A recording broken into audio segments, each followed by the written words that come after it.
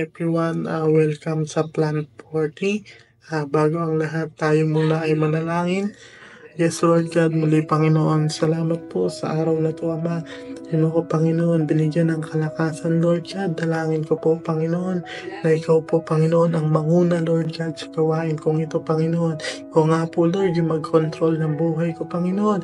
Bigyan mo po ako ng kalakasan, Lord God, nawa, Panginoon. Ikaw po yung magbigay, Lord God, ng word, Panginoon, na magagamit namin sa pang-araw-araw, Lord God. Dalangin ko po, nasamahan ako ng iyong banal na Espiritu, Lord God, upang yung salita, yung word mo, Panginoon, ang siyang maghari sa buhay namin, Lord God. Salamat po, ito po aming dalangin sa matamis na pangalan ni Jesus, na aming tagapagligtas. Amen. So, ang verse po natin ngayon is Exodus 33:13.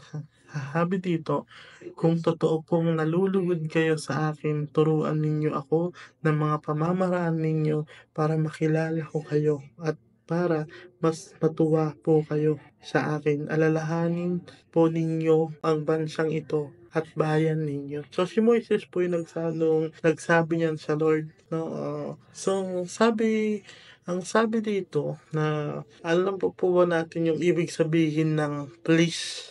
Please, no? Ang ibig sabihin ng please is yung nakatuwaan ka ng Lord. Yung may nakita siya sa yung maganda, no?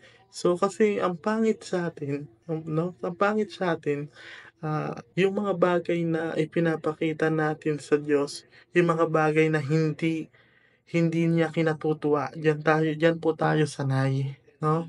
So bakit hindi natin subukan yung kagaya ni Moises? Sabi niya, "If you are pleased with me, teach me your ways." Sabi niya, "Kung nalulugod ka sa akin, ituro mo sa akin ang iyong mga pamamaraan."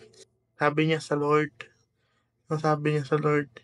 Mm, So, so I mean no, so I mean know you and continue find favor with you, no?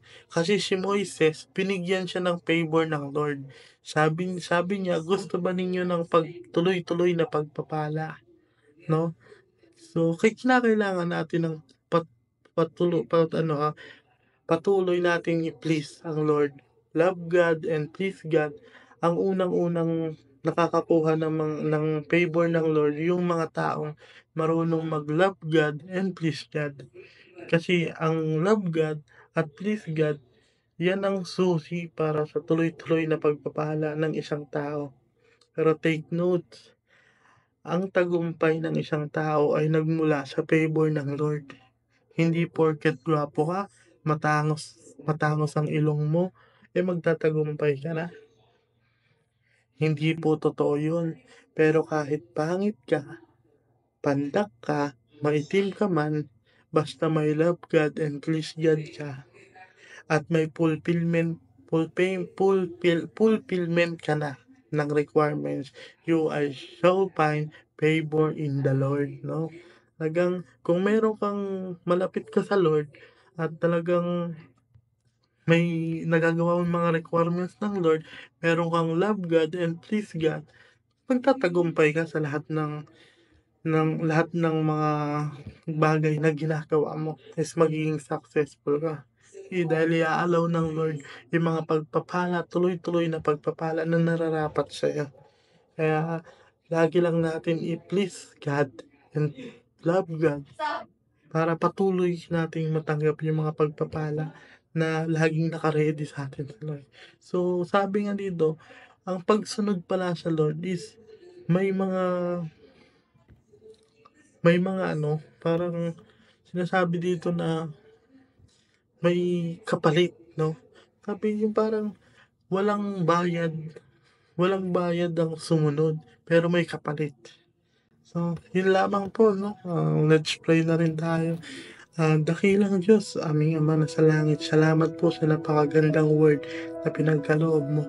Dalangin ko nga po, Panginoon, na yung word mo is magamit namin sa pang-araw-araw, Lord God. Dalangin po namin, Panginoon, na ikaw po yung maghari sa buhay namin, Lord God. Ikaw po ang mag-control, Panginoon, sa aming mga buhay, Lord. Lalong-lalo na po, Panginoon, yung mga bagay na hindi po namin kontrolado, Ama. Ikaw po ang manguna at mag-control upang kalooban mo po ang maghari sa mga buhay namin at hindi po, Panginoon, yung kagustuhan namin, Lord. Kaya ikaw nga po, Panginoon, yung manguna at kumilos sa mga gawain ito, Panginoon. Kaya Lord, salamat, Panginoon, sa kaputihan mo, Panginoon. Ikaw po yung patuloy na humawak sa amin upang hindi po kami maligaw, Lord. At po ito po aking kamat dalangin sa matamis na pangalan ni Jesus, aking tagapagligtas. Amen.